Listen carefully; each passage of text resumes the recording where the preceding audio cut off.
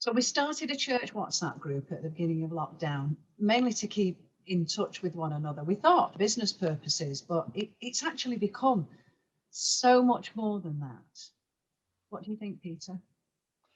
Well, you say it originally started as like an emergency communication thing for people, so we could keep a check on everybody to make sure they weren't struggling with anything they needed, anything we could help out with. But it's become much more than that now. It's like our daily newspaper, because we get Carol posts the prayers or the hymn in the morning, and we all look forward to reading that. And then we can also start, it helps to start our day. And also, Karen posts prayers for the evening at 8 o'clock. So that is towards the end of the day when we can all get together and pray at 8 o'clock. Yes. So we come together as a community then again. We actually realised it was like 24/7 prayer. Yeah. 24/7 church at one point, because the early birds and then the late nighters. Yeah. We found out more about each other than we ever possibly could. Hello. Carol, you've had some nice surprises as well, haven't you? Yes, yeah. The really good thing about the WhatsApp as well is people have started doing kindness acts to other members of the congregation. And on my birthday, being locked in, not very happy, knock at the door, and there was a birthday cake for me from one of the congregation, and which she's now been christened the Cake Angel, because she does do birthday cakes and little fairy cakes that suddenly magically appear at your door, and it's just lovely. There's lots, phone calls, cards, letters, prayers. We've got the whole works really, and the spiritual input and the social and the fellowship. It's been such a blessing, I think, to our church, and enabled everybody to be involved. Yes, as well as the normal WhatsApp group, excuse me, we do have a WhatsApp Bible study group, which is doing really well. It enables people who are not on the internet or can't do Zoom to be able to join the study group. It also helps people who would be too shy to speak in a Zoom group. They can just type what their thoughts on the WhatsApp reply page. Excuse me. We all read the same passage and then share our thoughts. And sometimes we think, oh, I never thought of it that way. So it's broadening our horizons, and we're nurturing each other as we go along, aren't we, Peter? That's right. As I say, when I was asked to join the WhatsApp Bible study group, I thought, well, yes, I'll do that. I thought it was a big step forward for me, obviously, like coming out to yourselves, and also a big step forward for my faith. As I say, as Sheila said, it means you can share your own viewpoints, but you also get the chance to hear other people's viewpoints as well, aspects that you might not actually think into it. And she said, we help nurture the community between ourselves, and I think it's been well received by most people who do it. And very much a safe environment as well. I think that's what we've found, even when we were meeting before we went into lockdown with our small group Bible studies, and that's continued through the WhatsApp and through Zoom that we'll talk about in a moment. It's one of the things that I found over the years when speaking to Christians is that every single person thinks that everybody else in the church has got it sussed, has got it sorted. They think they've got a deeper theological understanding. They've got a fantastic prayer life and a real awareness of biblical issues.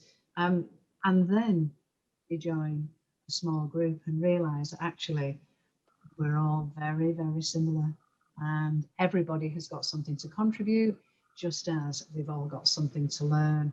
And those fears just dissipate, they completely disappear. And that's really, really encouraging and enriching, because one of the things we want to be able to do, and I think happens through small groups, is confidences are built through the relationships. Carol, you're involved in the Zoom Bible study. I know we used to meet in as a house group, and now it's as part of a Zoom. What are your thoughts? How's that impacted on your faith? Well, I was one of the ones that thought everybody else knew a lot more than I did. And I went along to these open Bible group, first of all, and then to the Zoom one. And we followed a passage. We all read the same passage at home, and made notes in our book and asked questions, wrote them down in the book, and we all met on Zoom. And I quickly discovered that we were all on the same level. I also discovered that people think differently than I do. They come up with questions or things, and I think, oh, I never thought of it that way. And it has been so good for me. It's made my faith grow. It's made my knowledge grow. And I feel safe in our environment because whatever we discuss is kept between us.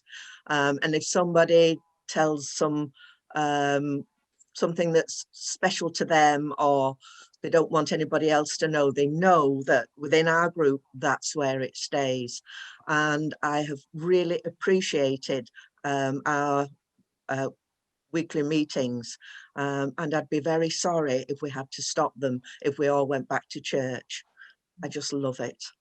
The thing is, we will go back to church, but this is a perfect example of both and we will continue with our small groups, whether we do it via Zoom, whether we do it in person, because it is that reminder that it isn't just Sunday.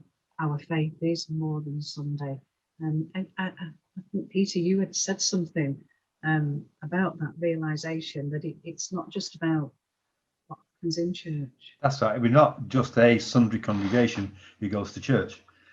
We're now a true community, and we've been enriching each other's faith.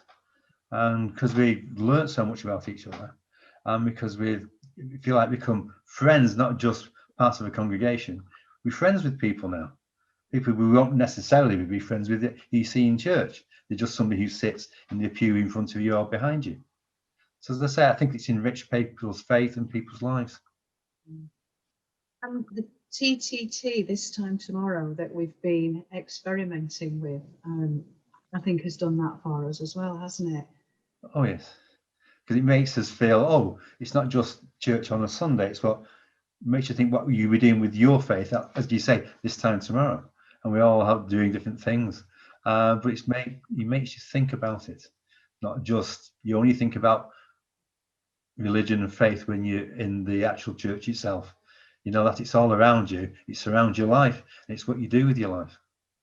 I like this time tomorrow because when we have the breakout groups, we ask each other, what are you doing this time tomorrow? Where will you be this time tomorrow?